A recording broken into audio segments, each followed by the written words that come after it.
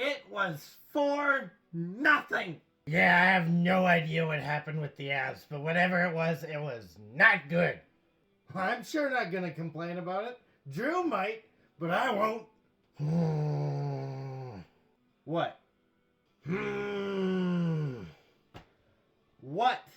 You bring Steve into one of your videos. And now you want to bring his producer into one of your videos. Yeah. Your funeral, bud. It ain't easy being a Coyotes fan, but it sure isn't easy being a Coyotes fan in the middle of Alberta. To the north of me are the Edmonton Oilers, and to the south of me are the Calgary Flames.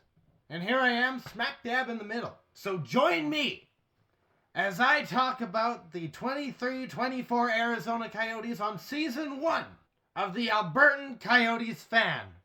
So stay howling and go Yotes!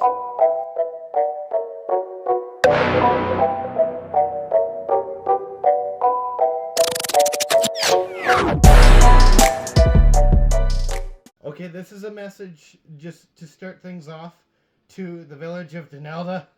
I forgot I had my window open. I'm sorry. I'm very sorry.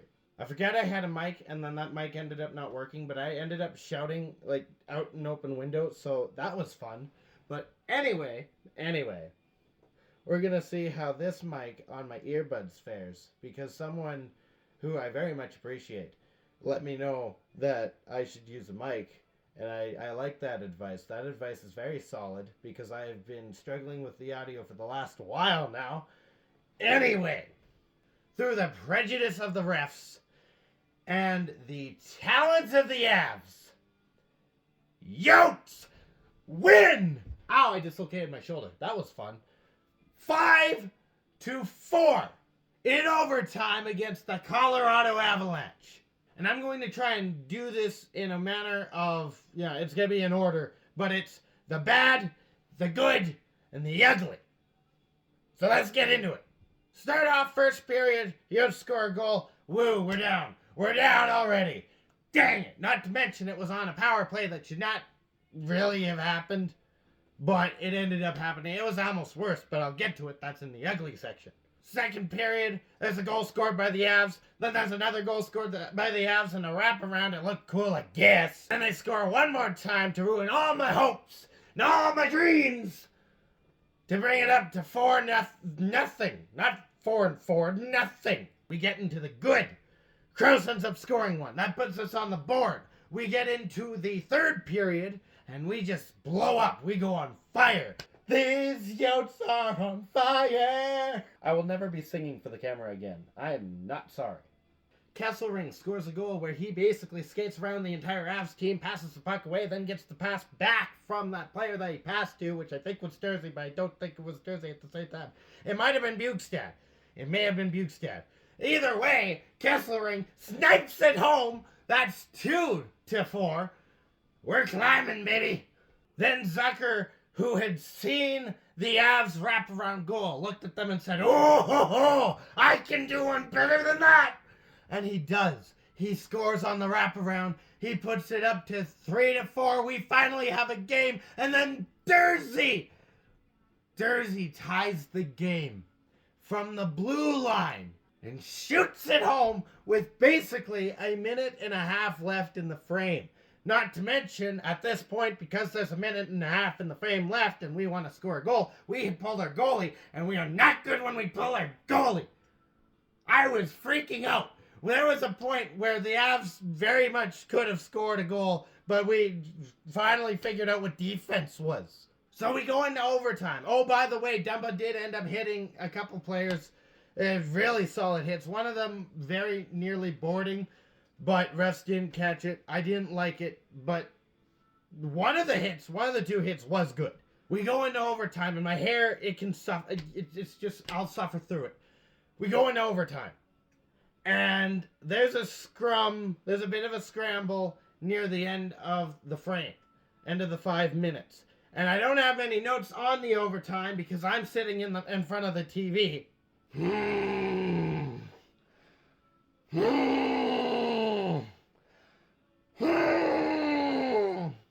just willing them to win. And guess what happens? Guess what happens? I totally didn't spoil it at the beginning, but guess what happens?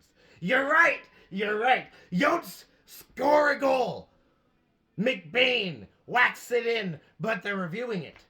And they're reviewing to see if maybe he hit it with his glove, which at that point, that's a gloved-in goal, which doesn't count. It's in the same style as a kicking motion, but a bit more defined. But after review, they skate out, and they just say, it's a good goal. That is in. It is in. It's a goal. And Yotes win 5-4. And then we get to the ugly. But before we get to the ugly, I just want to mention that the broadcast, same as last time, they were really good. I get the Avs feed, and the Avs feed it was really good. I have heard some really bad broadcasts. The Flyers, that was a big one. I think that was the video that I titled as Forgotten. I could be wrong on that, but I'm pretty sure it was.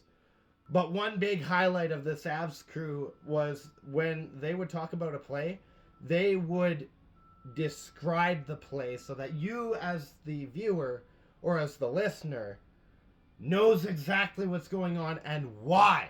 That's what I like to see when it comes to broadcast. But now we get to the ugly. I'm sorry, broadcast. There's not much I can say about you. You did fantastic. But I need to get on to the ugly, which is the refs. It's the refs. Also, breakaways. I will make that point. Breakaways happened. It was not great, but also we had breakaways on our own. And I'm going to be reading off the laptop for this because there's too many to count. So, first period. Dumba gets high stick. No penalty. I haven't even gotten the document up at this point yet. It wasn't even up.